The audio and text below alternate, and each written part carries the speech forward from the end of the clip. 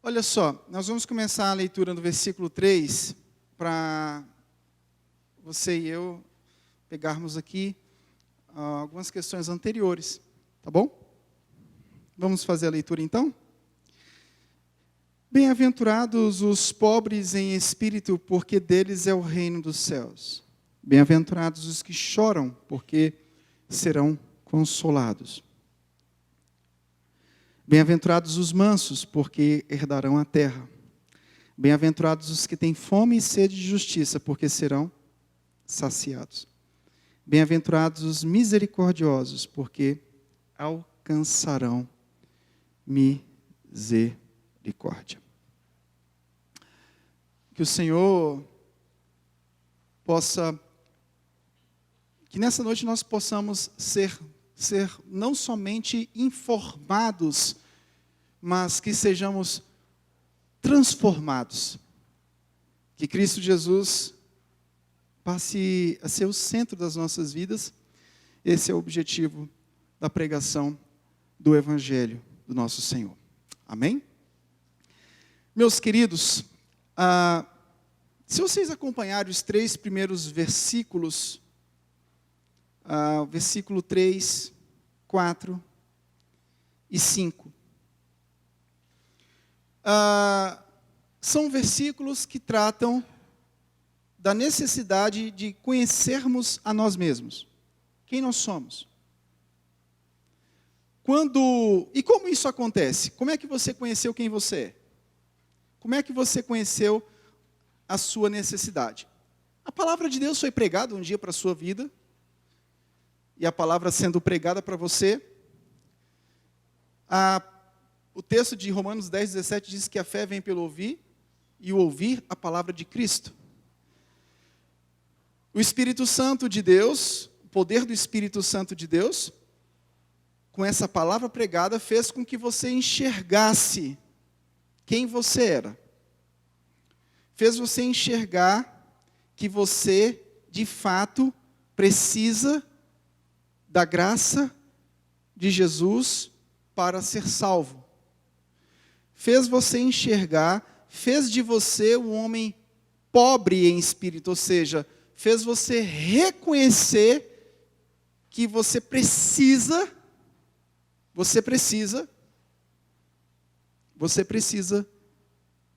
da redenção em Cristo Jesus. Você reconheceu que você é totalmente destituído do reino de Deus. A palavra foi pregada, e o Espírito Santo, através da palavra pregada, fez com que você reconhecesse a sua total incapacidade, a sua total inabilidade de chegar a Deus, a não ser pelos méritos de Jesus Cristo. Você enxergou a sua pecaminosidade, a palavra foi pregada e o poder do Espírito Santo fez com que você reconhecesse isso, que não há outro nome dado entre os homens pelo qual importa que sejamos salvos. Você se tornou um homem pobre de espírito, reconhecendo literalmente que Cristo é o seu Salvador e é o seu Senhor. A partir do momento que você reconheceu pela dádiva, pelos méritos de Jesus, a partir do momento que o Espírito Santo, pela palavra pregada, te fez enxergar isso, você agora começou a chorar pelos seus pecados. Você não tinha condições de chorar pelos seus pecados, porque você estava morto. Efésios 2:1 diz que Ele nos vivificou, estando nós mortos nos nossos delitos e pecados. Então, você só passou a chorar pelos seus pecados depois que você foi vivificado pelo Senhor. Então, o texto vai falar da bem-aventurança dos que choram, porque serão consolados. Como é que você vai chorar pelo seu pecado se você está morto? Você precisa ser vivificado. E você foi vivificado pelo Senhor.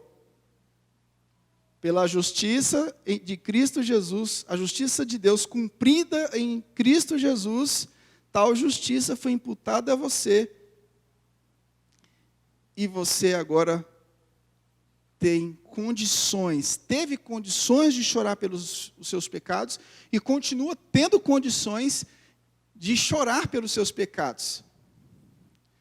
Isso te trouxe uma humildade, uma mansidão. Que mansidão é essa? Você deixa agora de reconhecer que tudo que você tem está aqui, e agora você reconhece que existe algo muito maior do que o que você vive aqui. Quando nós estávamos sem Cristo, nós éramos tão arrogantes que nós imaginávamos que tudo que a gente tinha estava restrito ao presente mundo. Assim eram os gregos. Na carta de Paulo aos Tessalonicenses, no capítulo 5, vai falar sobre o retorno de Cristo buscando os que dormem e os que estão vivos. E lá no final do capítulo 5 vai dizer: consolai-vos uns aos outros com estas palavras. Por quê? Porque a esperança dos gregos era simplesmente voltada para esta vida. Você é bem-aventurado porque você entende que a sua vida não está restrita a este mundo. A mansidão agora faz parte do teu ser. Jesus te alcançou, os méritos de Jesus te alcançaram, você reconheceu, enxergou a sua pecaminosidade, chorou pelos seus pecados e se tornou uma pessoa humilde, uma pessoa mansa, uma pessoa que reputa o reino futuro como realmente o verdadeiro ganho para a sua vida.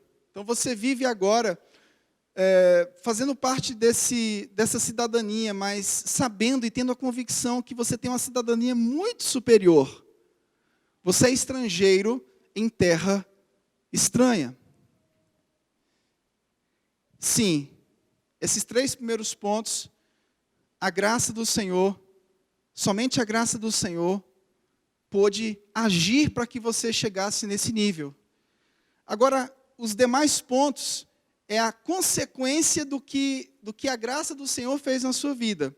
É o que você faz diante dessa nova realidade que você enfrenta na sua vida. Você, pela graça, reconheceu o reino de Deus, você reconheceu a sua pecaminosidade, reconhece a sua temporariedade nessa terra, e agora você começa a enxergar outra coisa. Você começa agora a enxergar o que você tem que ser no mundo criado por Deus. Então, os 3 primeiros versículos vão falar de quem você tinha que enxergar acerca de si próprio, acerca da realidade do pecado em Adão e da redenção em Cristo Jesus. Que bom, maravilha que isso aconteceu comigo, aconteceu com você. A gente confessou isso no batismo. A gente confessou isso no batismo e a gente continua confessando isso constantemente na ceia. No batismo você diz: olha, realmente eu agora, pela graça de Jesus, eu choro pelos meus pecados e reconheço que esse reino aqui, ele é temporário. Tem algo maior me aguardando. E na ceia eu continuo confessando isso. Eu continuo declarando isso. A minha esperança está na ressurreição. Bom, graças a Deus. Agora, o que você vai fazer com essa declaração de fé? O que você vai fazer com essa confissão de fé? O que você vai fazer com essa confissão de que Jesus é o Salvador e se tornou o Senhor e a sua esperança agora é um mundo vindouro? Os 2 próximos versículos vão falar justamente das consequências da vida de quem foi encontrado pelo Senhor. Bem-aventurados que têm fome e sede de justiça, porque serão saciados, e bem-aventurados os misericordiosos, porque alcançarão misericórdia. Bom, vamos lá. Nós agora temos outra necessidade. A maior necessidade já foi suprida. Unicamente pela graça, mediante a fé, no sacrifício de Jesus, a ira de Deus se apartou da sua vida. agora nós temos outra necessidade. É de viver para servir. O servo se fez carne, serviu para que eu e você vivêssemos, e agora, eu e você, que fomos servidos por Ele, viveremos para servir a Deus e ao próximo. Nós acabamos de recitar aqui o catecismo puritano sobre os 10 mandamentos, né? E o resumo, Jesus vai tratar aqui no Sermão da Montanha. A verdadeira espiritualidade que Jesus vai tratar no Sermão da Montanha é servir a Deus e ao próximo. Pastor, como é que eu consigo encontrar uma pessoa verdadeiramente espiritual? Uma pessoa que tem as características de um anjo ou de um arcanjo? Não. Uma pessoa verdadeiramente espiritual é tratado no Sermão do Monte. É o assunto do Sermão do Monte. Uma pessoa que serve a Deus e serve ao próximo. É porque a gente tem uma ideia de espiritualidade e Jesus vai tratar especificamente no Sermão do Monte de espiritualidade. É o assunto do Sermão da Montanha. A gente tem uma falsa ideia disso e Jesus ele quebra esses conceitos estereótipos que nós temos de espiritualidade. Pela graça de Jesus, nós tivemos a capacidade de conhecer quem nós somos, quem nós éramos, quem nós somos, totalmente carentes da glória de Deus. Reconhecemos que todos pecaram e destituídos estão da glória de Deus. Reconhecemos pela graça, pelo poder do Espírito Santo, que só Jesus é o meu Salvador. Agora, e reconhecemos também que Ele é o nosso Senhor. Agora nós temos um desafio. Viver o senhorio de Cristo na vida. Você já confessou isso no batismo. Você confessou publicamente. Agora eu preciso expressar essa confissão. Quem me entendeu aqui, diga amém. Você expressou essa confissão no seu batismo, agora eu preciso viver essa confissão. E a ceia é o ato segundo o qual eu estou participando continuamente e dizendo, eu estou vivendo diariamente a confissão que eu fiz no batismo. Eu estou servindo a Deus e servindo ao próximo. A pessoa pensa que liturgia é uma coisa que não é importante. Ah, meu amigo, como é importante uma liturgia organizada. Não para ser vivida de forma aparentemente religiosa, mas para de fato ser vivida. No batismo eu digo, eu reconheço o Senhor como meu Salvador.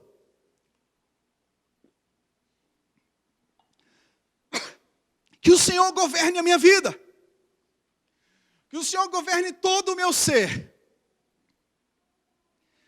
E na ceia eu confesso,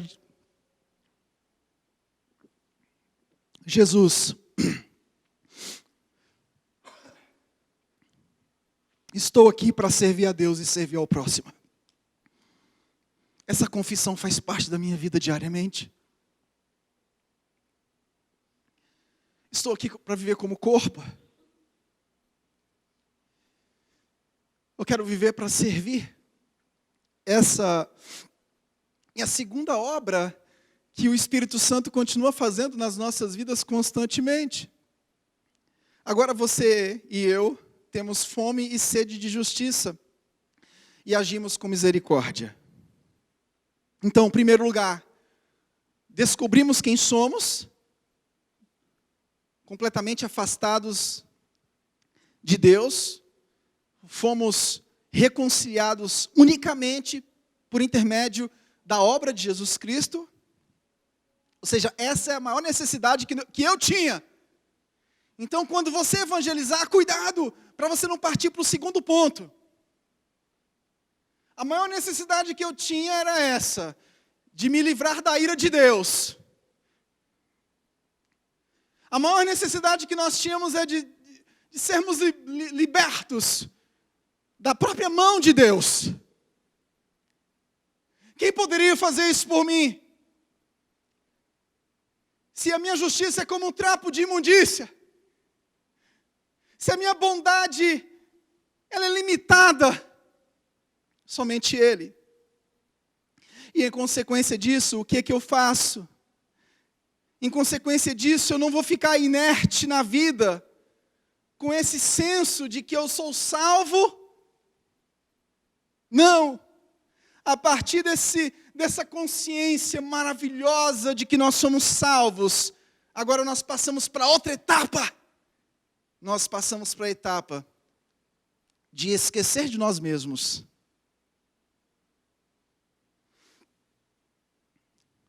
Encontramos em Cristo Jesus a justiça e retidão necessária para sermos acolhidos pelo Senhor Deus. Agora nós vamos nos voltar para servir a Ele e servir ao próximo. Antes de Cristo nós éramos dominados pelos nossos próprios desejos, pelas nossas próprias vontades, pela nossa própria, o nosso ego, nosso egocentrismo.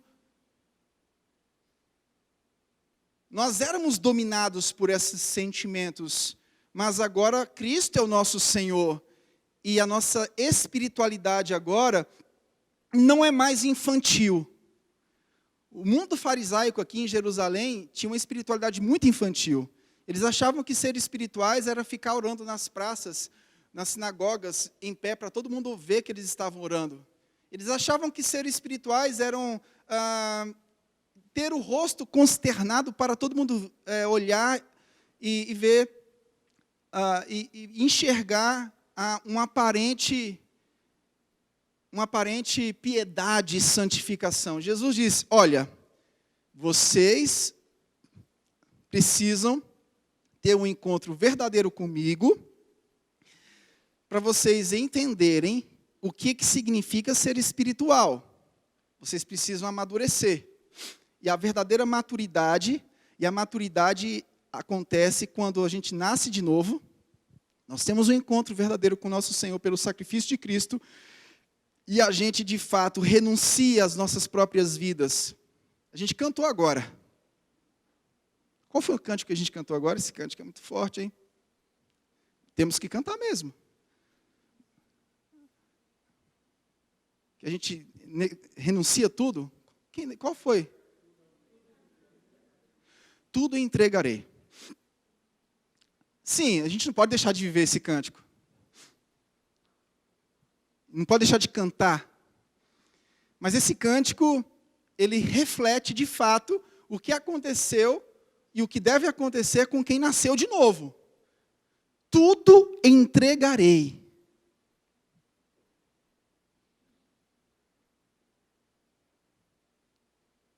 Tudo deixarei.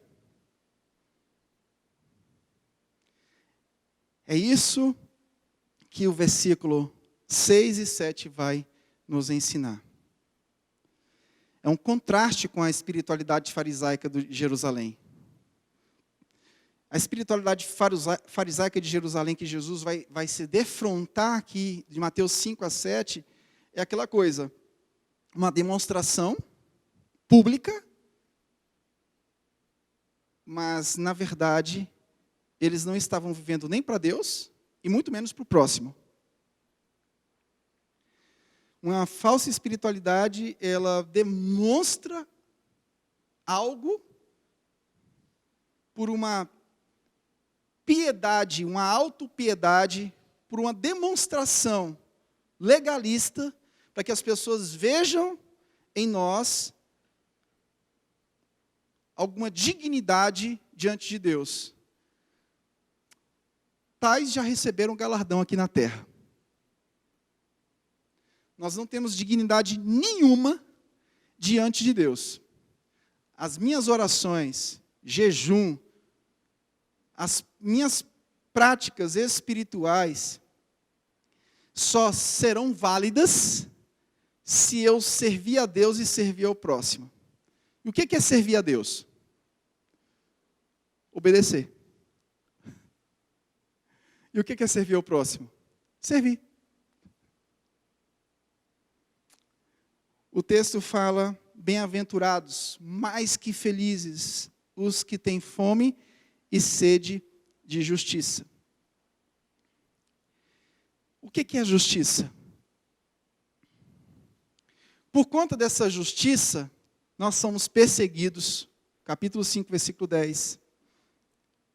Capítulo 5, versículo 20, fala que essa justiça nossa tem que exceder a dos escribas e fariseus. Capítulo 6, versículo 1, fala que nós devemos evitar praticar as nossas obras de justiça diante dos outros para sermos vistos por eles. Porque, sendo assim, vocês já não terão nenhuma recompensa junto do Pai de vocês que está nos céus. Capítulo 6, versículo 33, busque o reino de Deus e a sua justiça, e as demais coisas vos serão acrescentadas. O que é justiça? Bem-aventurados os que têm fome e sede de justiça. Justiça é retidão. Justiça é santidade.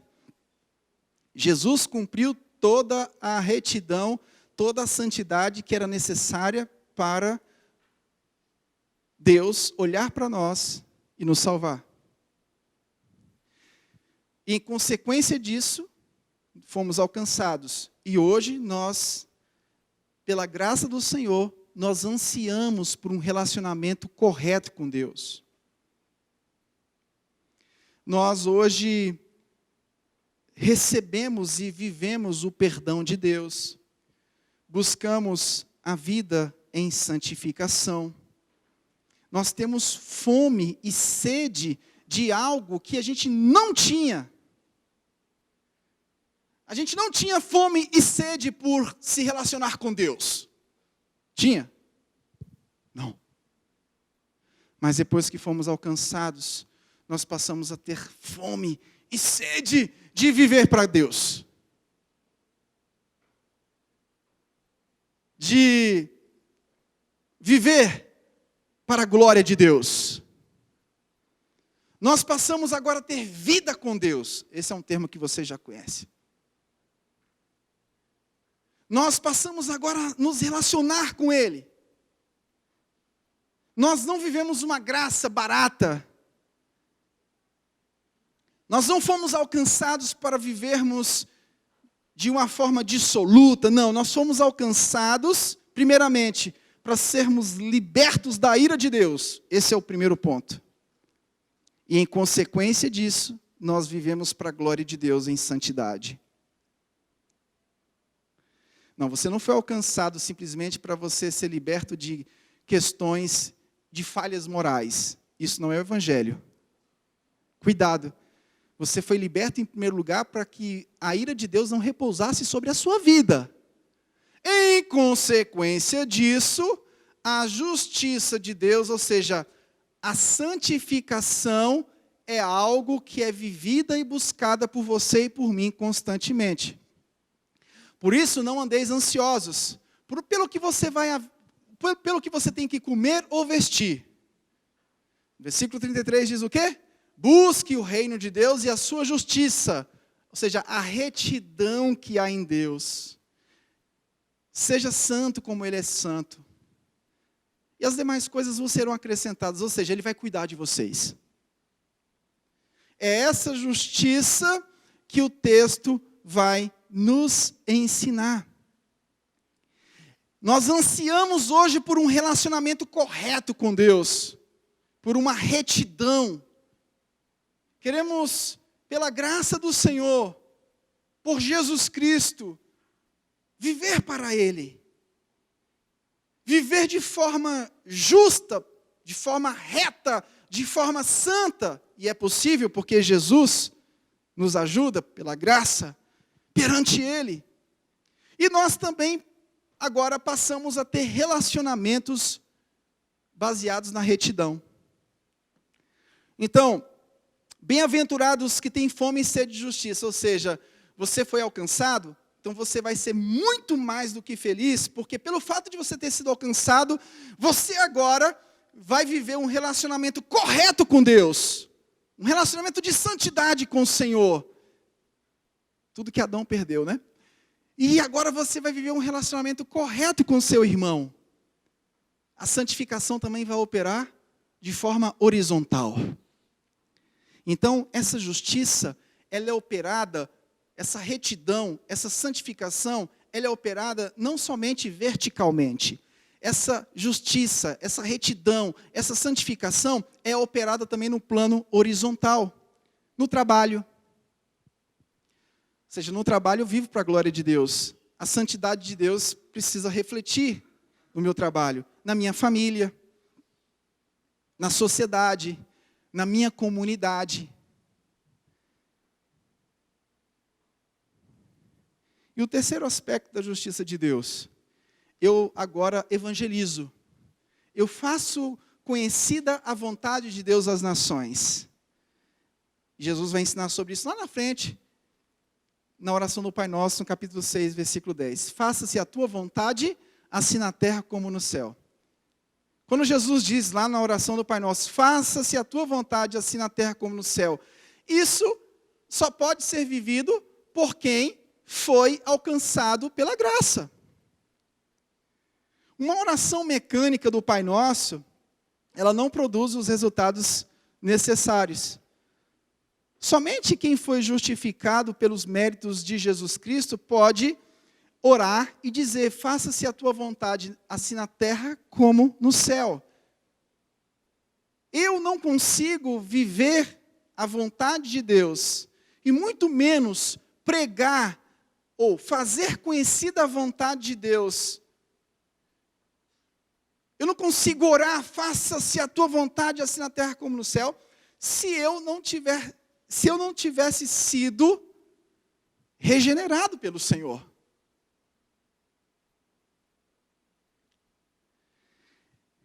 Em segundo lugar, o texto vai dizer, bem-aventurados os misericordiosos, porque alcançarão misericórdia. Bom, o texto não quer dizer que você vai fazer isso para alcançar aquilo. Como eu falei na última vez que eu preguei sobre o Sermão do Monte. Existe uma armadilha aqui. Parece que você vai fazer uma coisa e vai ser digno de outra. Não. Por causa do que Cristo fez, você vai fazer.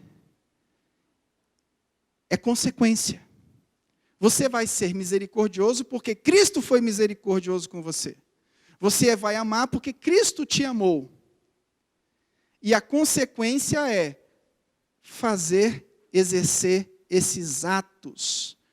Isso é uma consequência natural de quem recebeu a Cristo. Quem recebeu a Cristo vai ser mais do que feliz, porque ele vai ser misericordioso e vai alcançar misericórdia. Agora, você deve estar pensando aí, pastor, mas eu exerci misericórdia conforme a palavra diz. E numa situação específica, não tive contrapartida. Isso acontece muito na vida cristã. Amém? Perdoou, do outro lado a pessoa quer te matar. Você tem que pensar o que a outra pessoa está querendo. Você tem que fazer o que tem que ser feito. Porque a gente, na verdade, quer fazer algo em detrimento do que o outro pode fazer por mim. Jesus fez isso? Não.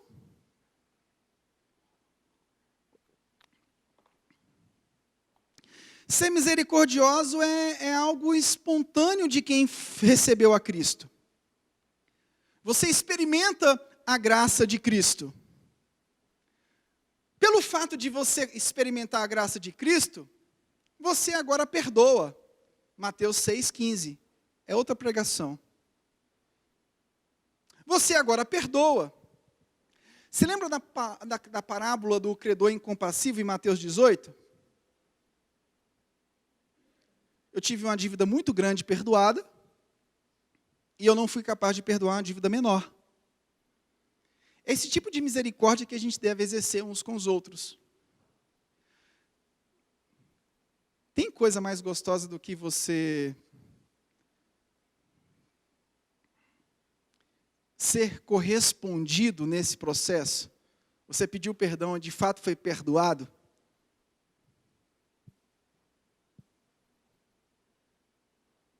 A pessoa te perdoou. Você vê. Mas e se isso não aconteceu, o que é que você vai fazer? Perdoar. Vida que segue. Não tem o que fazer. Infelizmente. Agora não adianta as pessoas forçarem você a que o outro enxergue uma situação. Não tem como. Infelizmente acontece isso muito em casamento. Meu Jesus, é triste. Às vezes você vê duas pessoas que estão, cada uma de um lado, cheias de si. Isso acontece com todos nós. Tem situações na vida matrimonial que cada um está cheio de si. Cheio das suas próprias verdades. Está como o credor incompassivo. Teve uma dívida muito maior perdoada e não quer perdoar uma dívida menor. Coisa boa é quando você se sente perdoado. Mas se isso não acontecer, se livra disso e perdoe. Perdoe.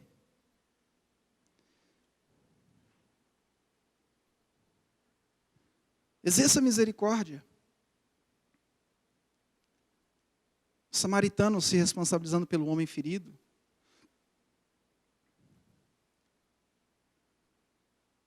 Exerça misericórdia. Nós não podemos nos esconder disso. E como é difícil exercer misericórdia. Só vamos conseguir exercer misericórdia se olharmos para a misericórdia de Deus, do que Cristo fez. Por que é tão difícil viver como corpo de Cristo? Porque nós estamos muito próximos uns dos outros, é normal que isso aconteça. Por que é tão difícil viver em comunhão, em casamento? Porque a pessoa que está mais próxima de você, com certeza, será a pessoa que mais vai machucar o teu coração, porque ela está mais próxima de você.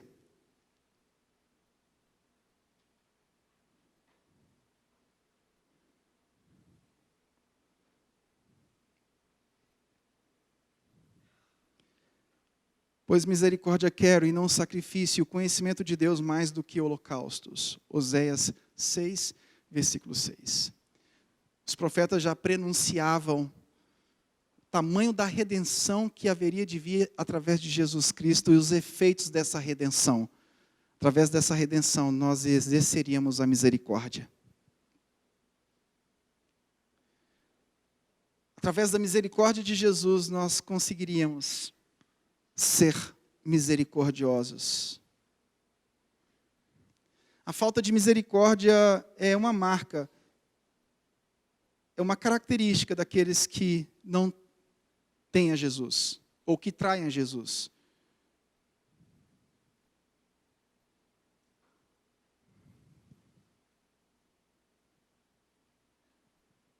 Isso já aconteceu comigo, isso já aconteceu com você. A gente se pega nesses atos de falta de misericórdia nas nossas próprias vidas. E a atitude é, vai atrás. Se o teu irmão te ouvir, o que a Bíblia diz em Mateus 18? Olha como tudo está conectado. Se o teu irmão te ouvir, você ganhou. Mas deixa eu te dizer um aspecto desse processo. Infelizmente, nem todos gostam de ouvir algumas coisas. O ser humano, necessariamente, uma característica natural que é fruto da queda, ele gosta de esconder sujeira por trás do tapete. Quer perder um amigo? Diga para ele o que você pensa dele. Diga para ele o que você está vendo, o que você está enxergando.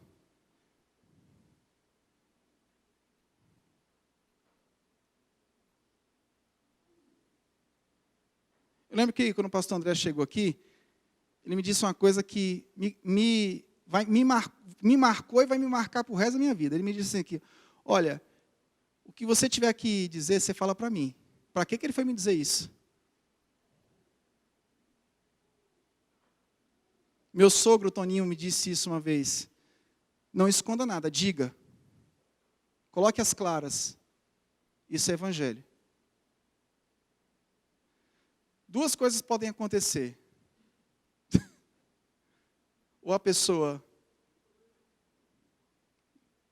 ajunta ou espalha. E nas relações é assim. Às vezes você está vendo um ídolo no coração do outro. Você alerta. Mas quando você fala, parece que você cria o inimigo. Quando alguém chega para mim e me alerta diante de alguma coisa que ela está enxergando e eu não estou conseguindo enxergar, eu preciso me render àquilo e dizer, meu amigo, no início você se contorce, você diz, meu Deus, ai que dor de ouvir isso, porque tudo que eu não quero ouvir é a verdade acerca de mim mesmo. Como dói ouvir, e como a gente fica com raiva quando a esposa diz assim, eu sei quem tu é. Você diz, só Deus me conhece. Sim, tem um nível que só Deus te conhece. Mas tem outro nível que tua mulher sabe quem você é, o teu marido sabe quem você é. E quando você diz algo confrontando, se o teu irmão pecou contra ti, vai até ele, e você vai e diz, para que você foi dizer aquilo? Você sai daquele ambiente e diz, cara, que bobagem que eu fiz. Não, você não fez bobagem, não. Você fez o que a Bíblia manda você fazer. Bobagem é você ter duas palavras.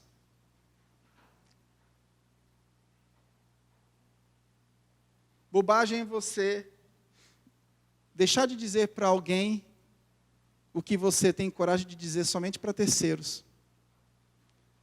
Então, a misericórdia envolve aspectos relacionais. Às vezes você vai pedir perdão para alguém, e quando você vai pedir perdão para alguém, a pessoa solta as cachorras em você, sim ou não? Melhor que ela faça isso, que a pessoa faça isso. Dê um murro na minha cara, esfrega a minha cara na parede, esfolhe o meu rosto no chão, mas diga o que eu estou errando contra ti, e eu preciso ser perdoado, eu preciso reconhecer o meu erro.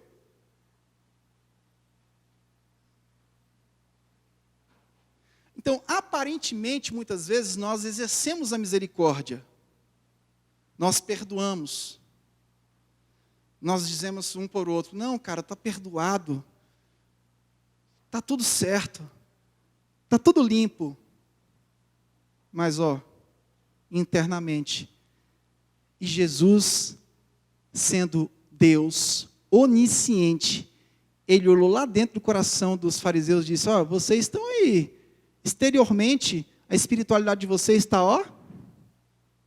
top, nível bala, mas interiormente vocês estão adulterando, interiormente vocês estão matando uns aos outros, interiormente vocês não estão vivendo o reino de Deus, vocês oram para serem vistos, mas essa oração não é verdadeira.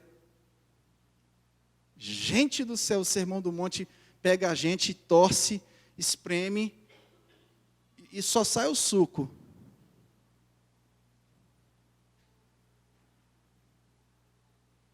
Demonstrar misericórdia aos que precisam de misericórdia, aqueles que você está evangelizando. É outra característica do ser misericordioso. Agora, você vai ser misericordioso e você vai alcançar misericórdia. Isso é uma pegadinha. Não é porque você faz uma boa ação que você vai receber a misericórdia de Deus. Não, a misericórdia de Deus já foi dada. Você já foi regenerado, entenda isso. É no sentido de que aquilo que você faz, pelo fato de você ter sido regenerado, traz colheitas. Se você perdoa a quem te ofendeu, qual a colheita que você traz, que você gera? Uma vida espiritual abundante. Porque quem não perdoa, ora, ora, ora, ora, ora, ora, e a oração não passa do teto. Essas condicionantes não são condicionantes meritocráticas, meritórias. Eu vou ser misericordioso para receber a misericórdia, no sentido, eu vou fazer uma boa ação para Deus olhar para mim. Não. Isso é consequência natural de quem já foi alcançado por Deus. Eu queria concluir te fazendo a seguinte pergunta: como está a sua espiritualidade?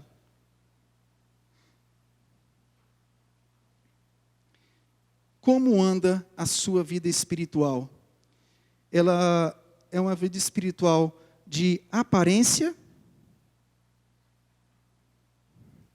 As marcas do reino de Deus e do discipulado que foram geradas em você pela tamanha regeneração em Jesus Cristo, elas têm sido externalizadas de fato e de verdade, ou você tem aparentemente tido uma característica de crente, trejeitos de crente.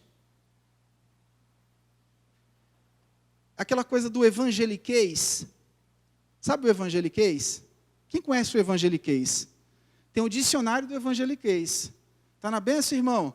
Glória a Deus, aleluia, amém. E aí?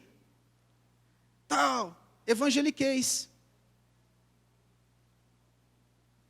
São palavras que talvez não expressem aquilo que você está vivendo. Sim, diga a paz e a graça. E aí, meu irmão, está na bênção? Tudo bem. Diga glórias a Deus, aleluia, aleluia, glórias a Deus. Mas essas palavras são palavras que precisam estar internalizadas. É o que Jesus ensina no Sermão do Monte. É o que o Senhor nos ensina no Sermão do Monte. A minha espiritualidade, ela precisa ser mais do que aparente. Ela precisa ser mais do que visível. Porque tudo que a minha justiça própria, tudo que o meu legalismo quer, é que as pessoas digam, nossa, que homem espiritual. Mas tudo que Jesus ensina no Sermão do Monte você quer ver, a verdadeira espiritualidade é servir a mim e servir ao próximo. Tudo que nós queremos é sermos vistos, é sermos notados, sermos reconhecidos. Essa é a tentação de todos nós. Todos nós.